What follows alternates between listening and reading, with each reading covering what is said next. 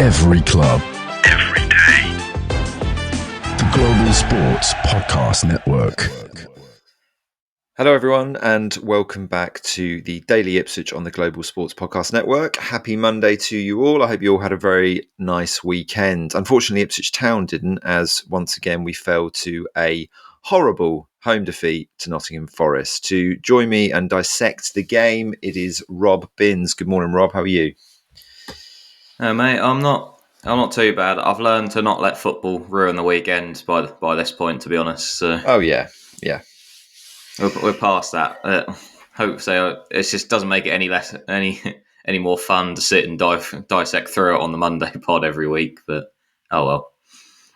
No, absolutely. We're sort of immune to the emotions of it, I feel, at this stage of the season.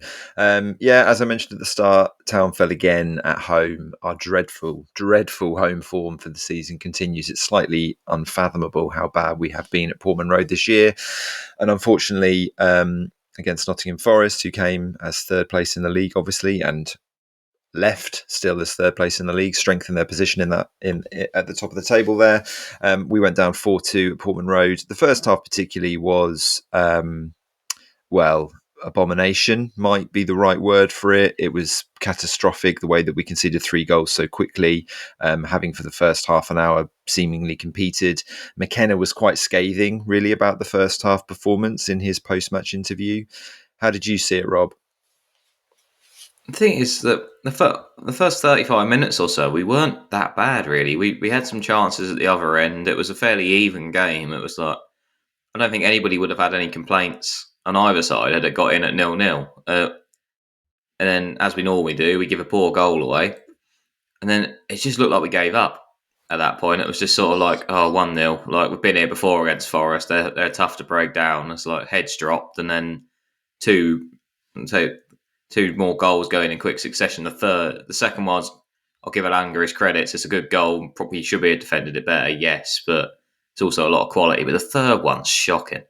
Just a long punt, nothing punt up the pitch. But like I say, our heads went after the first one, so it's just completely given up. Just we didn't want to be on the pitch. And one long ball, Wood misses it, but it doesn't matter because Alanga's through on goal with nobody watching him anyway. So I don't know where it come from, but I think the frustrating point is that you want to say it was just an all-round terrible first 45, but for 35 minutes it wasn't. Then we had 5 minutes complete collapse, and then it was just shell shock to get in till half-time. Just somehow we went from thinking 0-0 will be fair to trying to keep it at only 3 in the space of 5 minutes. It's just, abomination's a good word, I think, to describe that 5-minute spell.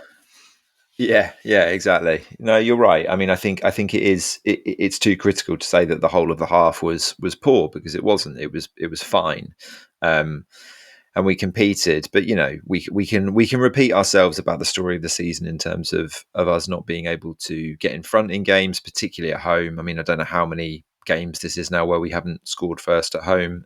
It's a lot, but when we don't for that period of time, and you mentioned there obviously the heads dropping after that first goal, that is the massive concern, right? I think the players know at this stage of the season that they're not going to turn games around. And so when we do fall behind, there is that slightly unforgivable, really, at home, that sense of, well, where do we go from here? And I think you're right. With the second goal, I don't think you can put much blame on anyone. I mean, Greaves didn't have a great half. He obviously got hauled off at half time.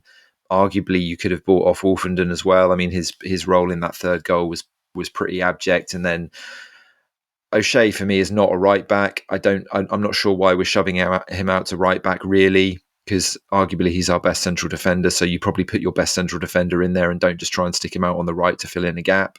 Where's Ben Godfrey? All of these questions could be asked, but I think the kind of lack of confidence from the players really shows through in those moments where it's just like, well, we're kind of defeated already, and you're only 35 minutes into the game. In terms of these kind of like blocks of conceding, we've kind of had it a few times. Is it down, in your opinion, to just like this sort of lack of confidence? When we first concede, and kind of like a sort of collective switching off. That would be part of it. Yeah, I don't think it's the full reason. It will be a whole horrible mixture of things that just combine together. But say certainly if we were defending better on a general notice and then had more confidence amongst defenders because of that, then I don't think it would happen as often. But then momentum comes into it as well, because the opposite side happens to Forest. They're obviously you go like you take the lead and you straight away in this sort of game where obviously they're expected to win against a team down the bottom. You're thinking, right, let's kill it as quickly as possible. So they've got their tails up at that point. They're pushing. They know that this is the moment. They've swung a bit of momentum in a fairly stalemate of a game by that point, and they push from that side of things as well. That's confidence, I suppose, as well, because of how high they are. That it's like it was a mistake for the first goal, that something tipped on the scales there, and like I say, part of it's confidence, mate. Like I say, a bit of momentum, maybe, or just generally just the fact Forest are better than us will play a factor as well. That it's tough, but so it tipped the scales definitely. And then from that point, we'd have done well to get to half time at 1-0, and then it ended up being 3. Yeah, but I mean, I suppose so. But as you say, we have 35 minutes where we don't look particularly in that much danger. You and I talked about the 2 previous games against Forest where we weren't conceding a load of chances to them at all across those 2 games. No. And then all of a sudden you kind of concede 3 goals in 6 minutes. That does speak to a lack of kind of belief almost, an almost kind of like conceding and giving up to a certain extent. Because we can say Elanga took the second goal really, really well, and he did.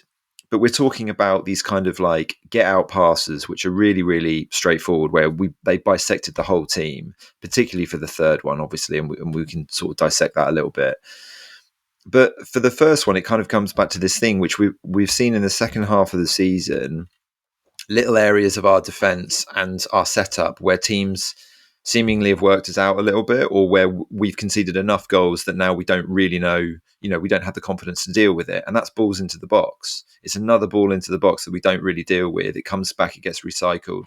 Delap's clearance is terrible, and obviously it falls. Who scored their first goal? I can't remember now. Milenkovic falls to him, and he sticks it in the roof of the net.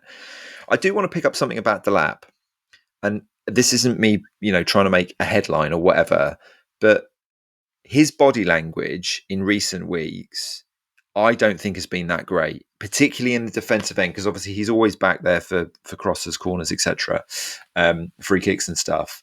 And you therefore see his reaction if we're conceding goals. And obviously we've conceded quite a few goals from those situations in recent weeks. Now, obviously he's kind of at fault, arguably, for his part in this goal. But there's a lot of arm waving and flapping going on from him at the moment. And I guess that's probably just a frustration with where Ipswich are at. But have you noticed that? And is there a concern around that? I've noticed it, yeah. I'm not sure if it's concern, but I don't know. I think it's just purely frustration, because, I mean, it's a natural thing in football anyway. Strikers don't like conceding. Sure. You'll see it on the halfway line.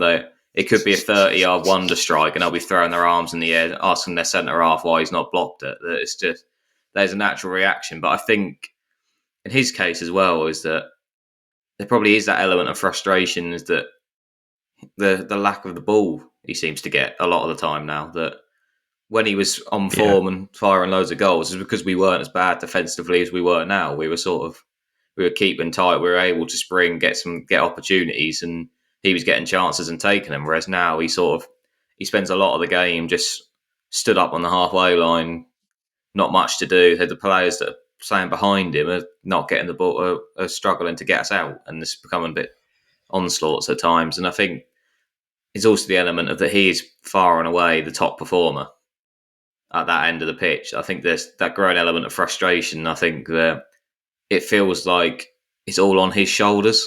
So when he has a game where he can't really get involved, I think he takes it a bit harder than perhaps he would have done a couple months ago, because it feels like we look to him as a team and as supporters, especially at home. We look to him to sort of produce a bit of magic to get us out of trouble, and he can't do that in a lot of games at the moment. He's on a mini goal drought. And I think that's all things are piling up. I think he looks a very frustrated character. And I think sometimes that just gets taken out when, I think in the case of when you leak as many goals as we do as well. Because I think he'll also have the confidence he can dig us out of games. But when we concede 2 or 3 goals, you're then thinking that is it all on him to go and get a hat trick now to bear us out? I think I don't know. It does very much feel like there's frustration there, but I don't know whether that's at individuals or if it's just because nobody likes where we are in the table. But the body language has dropped in the last few weeks, certainly for I'm assuming a variety of reasons. But he probably knows he'll be playing Premier League football next year regardless. Maybe there's also that element of that he's not put himself in the shop window as well as he was 2 months ago. Maybe, I don't know. Yeah, maybe. I mean, even from our point of view, obviously we are going down at this stage, but we kind of need him to perform pretty well until the end of the season so that we can get as much value for him as possible, really. I think that's very fairly put, to be honest. And I think you're right. It's probably no more than any, just frustrated with the situation, obviously, of what's been going on. But his body language has been noticeable, I think, for the last few weeks. And maybe a few other players, maybe not as just demonstrative as he is, but there has been a general feeling. I mean, even Burgess, I think in the second half, you could physically see like an expression of the situation, unfortunately. And it does look like it's got into the players' heads a little bit. Anyway, okay, that'll do for the first part of the show. We'll be back in a second. Your body is unique. And Global Sports Podcast Network has partnered with Bionic, the world's most personalised supplements. Bionic provide 100% tailor-made supplements designed to deliver precisely what your body needs at exactly the right levels to optimize your health. No guessing. So click the link in the show notes. Use the code GSPN2025 for 40% off your first month's subscription. Bionic. Don't settle for off-the-shelf solutions made for just anybody. Get what's right for you right now. And we're back here on the Daily Ipswich. So I was listening to the game, Rob, on the radio. It was on 5 Live on Saturday afternoon. And at half-time, when Mark Chapman was handing back to the commentary team, he said, we'll stick with this unless it's a foregone conclusion, and then we might head over to Wales to listen to the rugby between England and Wales, which I thought, one, is slightly...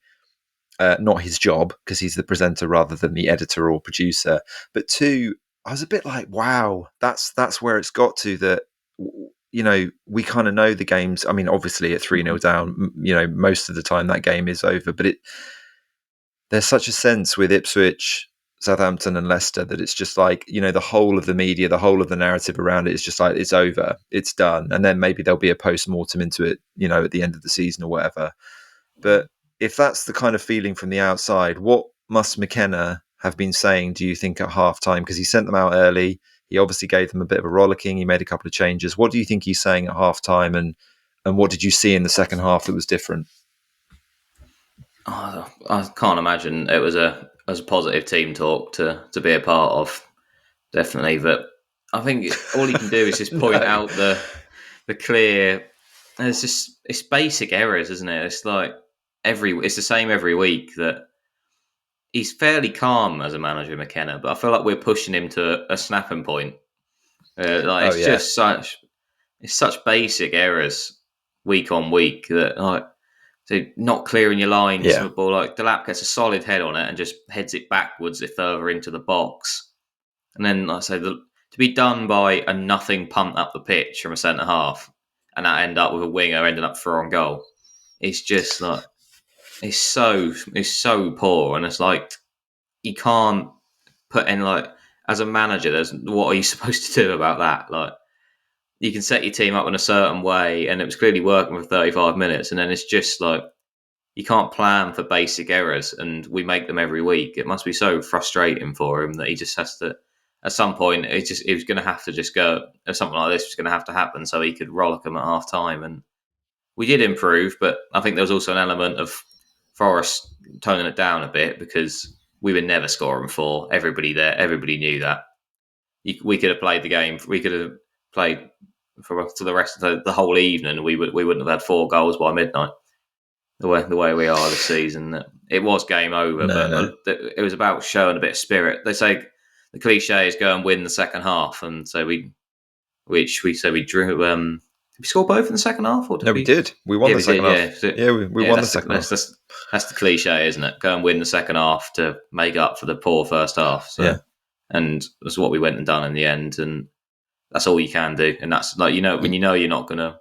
There's no coming back from it. That put a bit of dignity into the second half performance. So you don't walk away embarrassed. Because say if we hadn't have stepped it up, we could have. Well, we know that could have been 6 or 7 by full time. Yeah, and obviously we did, perform a lot better in the second half. You could argue that maybe the Kiyuste's goal was actually all right. Took a little bit of a deflection and stuff, but anyway, we'll get to that in a second. He did make a change at halftime, McKenna, and as I say, sent them out early, and clearly with his post-match, interview and talking about the game and stuff, he was very, very unhappy with the first half performance. And I think, again, going back to what we talked about, that attitude almost at the first goal being conceded to allow that to kind of snowball into the second and third to happen so quickly straight away was obviously the telling point in the game. But he hauled off Greaves for Burgess. Why do you think that Greaves was the sacrificial lamb? Was he worse than anybody else? Not particularly. I just think he struggled the most. I think, but that's probably because he was on Alanga's side, and that threat was there for me. I mean, to put the state we've got to now, that is that now. I sorted my fantasy team out this week, and one of the first people I put in was Alanga because I looked at Forest options and thought, well, we know how high Davies goes. Alanga is the Forest counter attack threat that pocket's going to be abused the entire game. Like, I could see it coming that he was going to be one of the main men in this game, and I think that was how it turns out. So the pocket's there behind Davies. It is every week. It's just whether the players are good enough to make the most of it. He did, and Greaves just looked so uncomfortable that having to then come across and try and deal with him. I think that it was more a case of we needed a different profile of player out in that role. I think was rather than it being him specifically. I think McKenna identified the problem position rather than a problem player and tried to rectify it. Well, it's a tactical thing, isn't it? And it's a setup thing. And I think it's something we can probably talk about in tomorrow's episode, Tactics Tuesday. But the Davies high up the pitch setup of Ipswich with a back four, obviously that's worked so well for the last 2 years, hasn't worked in the Premier League. There's multiple reasons for that, but it's not worked. It's not worked with him going forward. He's not got any of those numbers that anywhere near those numbers, obviously from the Championship season or anything. And defensively, he has been found out a little bit. Now, I think Davies would improve at that level given more exposure to it, but the tactics haven't helped him out. And obviously, when we've switched to a back five, that's obviously changed the system, and we've looked a little bit more solid on occasion or whatever. But it doesn't seem to me that Greaves can play in that system with a left back high up the pitch. He seems to get pulled out of position quite a lot. And then if you've moved, O'Shea over to the right hand side and taken him out of the middle with a bit more recovery pace that he does have, then you're relying on Wolfenden, and the back four just gets stretched all over the place. So that's just not worked. Yeah, it's interesting. And Burgess, obviously is more comfortable, as we've discussed several times, playing with Davies and stuff and covering that space and being a bit more positionally sound. Greaves is an interesting one, isn't he? Because there was so much promise at the start of the season. And I think there is with him. He's still only 22, 23, but he has not looked comfortable for a lot of this season. And it's an interesting kind of thing moving forward to see how Town can get the best out of him, really, because the profile of him as a player is quite high. The ceiling seems to be quite high, but it's just not really worked with how we've set up this year. As we say, we did win the second half. Kiyuste scored a nice goal, was deflected. How did you... He actually completed the 90 minutes, didn't he? Yeah, I think he might have done. I don't think it's a coincidence that it's something we talk about every week about not finishing games well, and that the pace of the game, in our case, drops off when he comes off the pitch. I don't think it's a coincidence he played 90 minutes and we scored 2 late goals.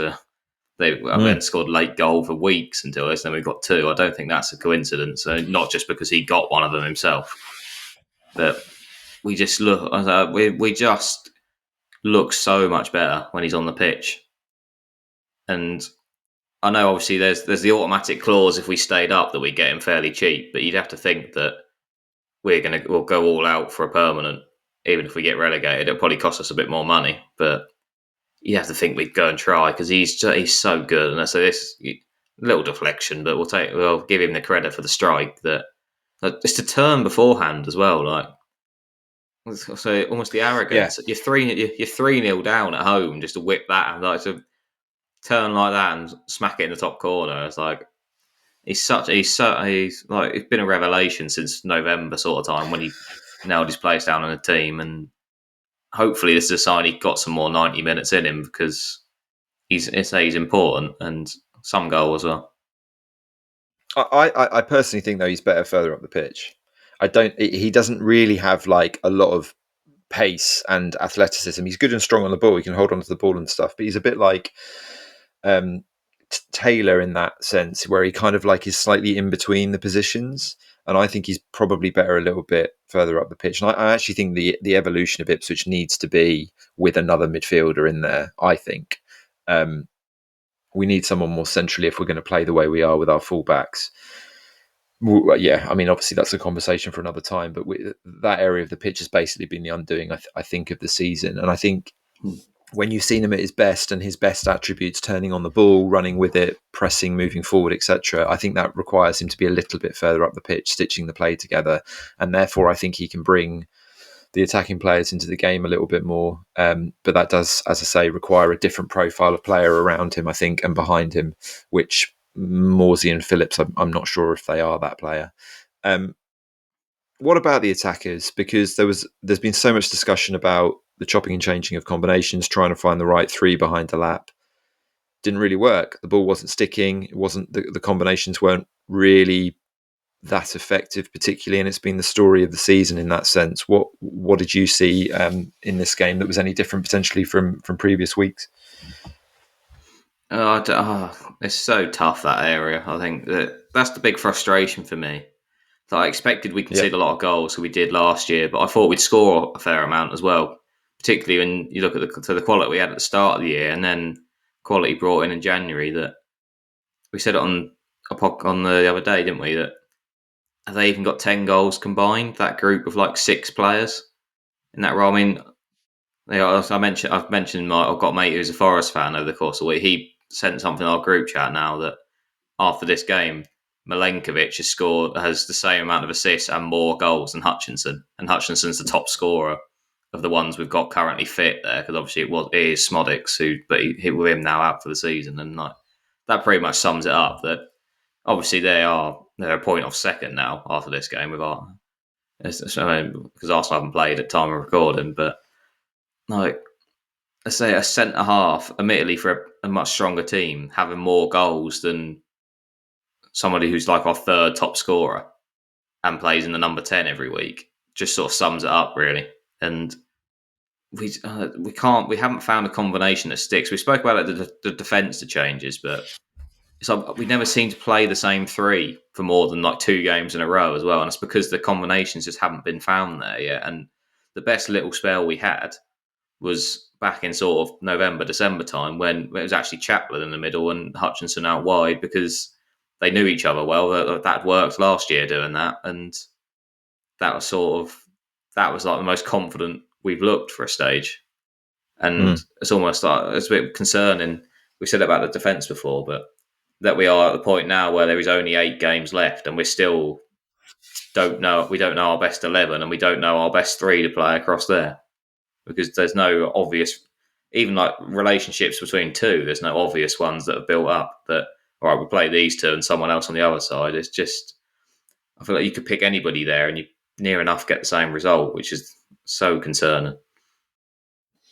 I think an interesting thing as well is that the types of players they all are. We've spoken about how similar a lot of them are realistically to each other, particularly Philogene and Hutchinson. I say overlap quite a lot. None of them, apart from maybe Broadhead, and I'm talking about all of the options in that front line, and maybe Schmodics to a certain extent, none of them are particularly very good passers of a football. They're not like we're really consistent, crisp pass of a football. We don't have the vision. They've got other attributes, absolutely. Pace, trickery, can take people on, all that kind of stuff. But the reason why it's not all stitching together, I think, is because they can't pass to each other very well, not to a consistent level. So they are often, and Delap's included in this, they are often playing kind of like individual football up the pitch. They're trying to kind of like, go on 20-yard runs all the time by themselves and then release it to someone or release it into space or whatever. But, for a number of reasons, it feels, and consistency of selection might be one of them, and injuries and all the rest of it, they don't seem to have that combination. And the club have bought and picked, presumably at the manager's behest or whatever, the same profile of player that kind of do a similar thing. But if you haven't got people that can pass the ball to each other, it's kind of irrelevant. And I think that's where we've lacked consistency all year, really. I don't think Hutchinson is a number 10. I certainly don't think he's a number 10 at Premier League level. He might do it in the Championship, but I don't really know why we've kind of persisted with that. I know Chaplin was deemed not good enough. Schmodix is now injured. Broadhead's never been tried there. Cayuste's never been tried there. But we've kind of consistently gone back to Hutchinson as an answer to that problem. And he's not good enough on the ball. I don't think he has that vision at the moment, and nor should he necessarily. He's 22 and he's been a winger all of his life. So that's just not really worked for me. So yeah, I don't know. We'll see sort of like moving forward. But anyway, let's give it another quick break and then we'll come back for the final part of the show. Every club, every day.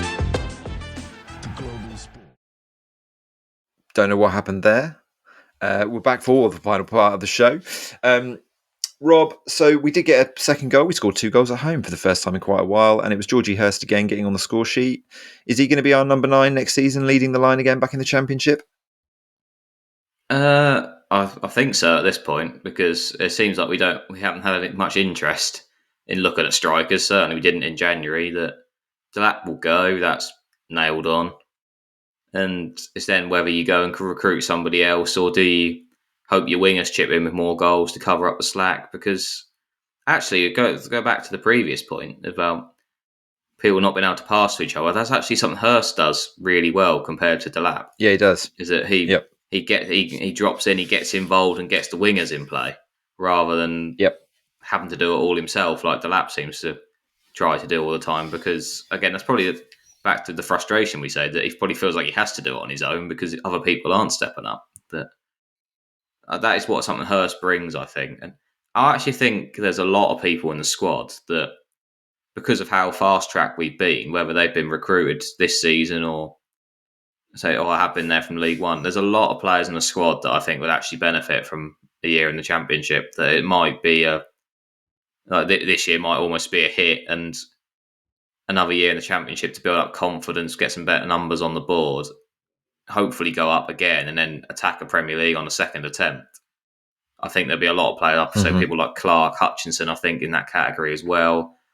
Hurst, if he's a regular starter again, I think there's a lot of players that could really have a year to almost come. Maybe they probably haven't been ready on this occasion, but another year next year, a strong year at that, and they probably would be ready the time after that. You've seen it with players before that. Someone like Mitrovic, for example, think how good he is. He didn't succeed in the Premier League till about his 3rd or 4th time coming up. It was always a joke that he bagged 30 goals in the Championship and then about 5 in the Premier League the following year. Then one year it just clicked.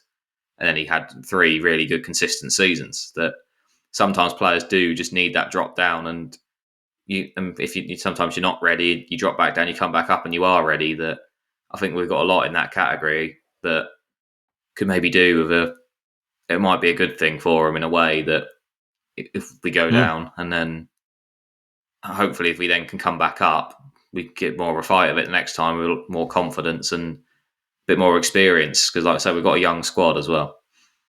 Yeah, absolutely. And I think that ultimately is the beauty of the Delap situation, because he will go and Ipswich will get good money for him. And I think if you can almost completely validate the sort of process that they went through last summer and the kind of profile of players that they bought, because if Ashton gets 50, 55, 60 million for Delap, we won't need to sell anybody else. We'll obviously get the parachute payments from the first year of going down, and you'll still have a squad that has got a year of Premier League experience, as you just mentioned, that clearly has holes in it, that you have a summer to kind of like go out and try and bring in 2 or 3 quality players and kind of no more than that, because I think if Ipswich kind of rip it up again and do the whole thing again, then you're constantly going to have to be building that kind of connectivity with the squad and stuff. So ultimately, their plan long term might work out because of how well Delap has done, and obviously because of the kind of profile and the potential of the player. And yeah, as I say, he might be the only one that we have to sell. I'm not sure if there's going to be a massive market for Davis. We were the ones, we were all concerned at the start of the season that he'd have a good year and then go. That might be the case, but you're not going to get him for a great price. You're not going to get a load of money for him based on the season he's had, I don't think. So he will probably stick around, given that he signed a contract mid-season anyway. So yeah, the grand plan might actually work out after all, and I think you're absolutely right. Players will 100% improve from the experience, as will McKenna, in terms of pitting himself up against quality managers who have, let's be honest, probably worked us out in the second half of the season, and that's why we've had as poor a run as we've had. Let's finish on something a bit more positive in today's episode. Well, actually, that was quite positive, to be honest, because I think next season could be really interesting for the club. At this stage, I think you mentioned, actually, Rob, we are now 9 points behind Wolves because obviously they won at Southampton. Is it game over at this point? For me, I think I accepted it a few weeks back now. But I don't know.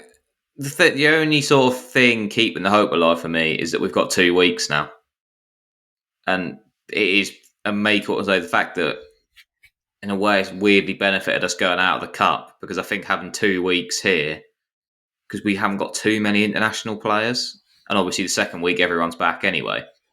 That it is it's almost like a mini. It's like having a pre-season in March. Get the heads together, because obviously the first game back is Bournemouth away. That's going to be really tough, but they aren't great in these sort of games at home. Bournemouth. There's Wolves got a draw there. I'm pretty sure. I think I've got some randomly. I put in my head Southampton got 0-0 there. I haven't fact checked that at all, but Bournemouth struggle. Brentford aren't in the same category as us. Well, they lost to Brentford this weekend. Yeah, they lost to Brentford. Yeah. So it's the ones at home that they should win that they struggle in. Like I say, that Wolves game where Wolves got a point. Bournemouth battered them. They could have been out of sight at one point in the game, and they didn't kill it off. Brentford last night, that at 1-1, they had a few good chances. Brentford weathered a storm and scored a goal at the other end. There's a chance there, but almost is like a confidence builder for Wolves the following week, because that's like any chance you have to win that game, because that's a guaranteed 3-point difference on the gap that's completely in your own hands. And I think having the fact with this 2 weeks now, like I say, effectively a little pre-season in March, is completely make or break. This is where you devise up a new style of play or something like that, a new tactic to experiment with. You've got 2 weeks to sit and mess about with it and train, and you can play behind closed doors friendlies if you want to as well. There'll be obviously over the international break, there's barely anybody's playing. You can speak to a championship club about coming up and just having a game. This is where, like we spoke before, about trying out 2 up top, or so if we do throw an extra midfielder in there, maybe try somebody else in a different position. This is your 2 week window to try and go and do that, and then you've got time to work around with it, try stuff out, see what works, and then throw it into that Bournemouth game, and then onwards to the other 7 games after that. That's the chance, I think, is that if we hadn't had this 2 week window, I'd have completely given up. But there's still that sort of glimmer of hope that McKenna's a good enough manager that he can conjure something up over this little 2 week window that could work. And ultimately, I don't think the morale's going to be too low, because ultimately there's still a club going in the right direction as well. So going back to about people that leave, is that it's not like it wasn't. The project isn't derailed because you failed at the Premier League at the first attempt. That not many people expected us to stay up because we've fast-tracked promotions from League One. That it's a club, it's going in the right direction, and I don't think you're going to have disheartened players that are desperate to get out like you do a lot of times when teams go down. But I say it's not over yet, mathematically anyway. That So this is my last dying thing I'm clinging on to this 2 weeks. Yeah, I think that's fair. I think that's fair. That Bournemouth will have an FA Cup game against Man City, I think, at home 3 days before they play us, or 4 days before they play us. Their focus, exactly. they're obviously very safe. They might qualify for Europe, but obviously going for the cup has got to be the priority for them, because that would just be the most incredible achievement. So yeah, that could play into our hands, but it has to be 6 points that week ultimately, which is a huge ask. But look, I think you're right. It's one more shot, isn't it? And then we'll see where we fare at the end of that Wolves game after those 2 games in 3 days. But just to finish on a positive in terms of where the club is going, because you're absolutely right. No matter what happens this season, it feels as if this journey is very much still going forward. I think there's an even better chance, because of the way things have gone, that we keep McKenna anyway. So that would be interesting, and he sees the project through. And a big part of that project is the new training ground, which was announced this week that there is a £30 million investment that's going to go ahead. Planning permission has been given to the club. So over the next 2 years, I believe, it's going to be a fully operational, state-of-the-art training ground, which is going to drag Town back up to ultimately being able to compete at the top level, if should we be able to get back up there, if we get relegated this year. So how big is that, Rob, in terms of just this bigger project picture? Oh, it's huge, because it benefits the whole club, not just the first team as well, because improving the facilities then lets the academy, gives them what they need to step up to Category 1 status, which then you can start pulling in a higher class of youngsters. Obviously, you can then eventually come through into the first team. See, the women's team going strong again this year. That there's a real project there. They want them to get it up into the women's championship, that they get the benefit of the facilities as well to help them on their case. And it's also a selling point to players. They obviously the majority of players who come in will look at what's happening on the pitch, but it can, better facilities can win a tight decision if you've got 2 clubs offering you a similar contract. That sometimes the facilities can make the difference in that case, and it'll be a huge investment, obviously, to get it done, but it will really bring us up to the level, because we haven't been at this level for 20 odd years, so we've fallen behind. And you see it at clubs that, even who have not been in the league for that long. I've been at Stoke City before, while I was at university. I've been up there, done a little thing. Their facilities are fantastic. That's why they've got a Category 1 academy, that they came down from the Premier League 8 or 9 years ago. And that's only sort of 10 years or so after we were last in there.